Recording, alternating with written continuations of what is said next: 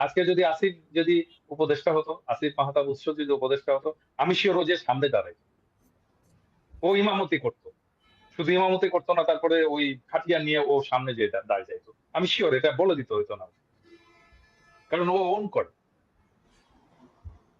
ও তো বুক চিতায় তো এই লড়াইয়ে নামছে, ছাত্রদের উৎসাহ দিছে। কয়টা শিক্ষক ছাত্রদের সাথে যে লড়াইয়ে নামছিল? আসিফ নামছিল?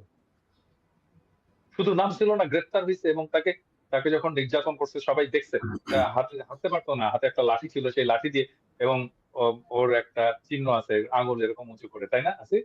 জি জি হ্যাঁ, জি। হাত হাত কিন্তু ও আঙুল উঁচু করে আছে, মানে একটা সাইন দিচ্ছে, তার বিজয়ের চিহ্ন সে কিন্তু দিয়ে যাচ্ছে। তার শাহাদাতের চিহ্ন। বিশ্বাস অনুসারে, তার আহ, ধর্ম বিশ্বাস অনুসারে সে শাহাদাতের চিহ্ন দিয়ে দিচ্ছে। এরকম ছেলে যদি থাকতো, আসিফের যদি থাকতো আজকে উপদেষ্টা পরিষদে, আজকে চেহারা অন্যরকম হতো।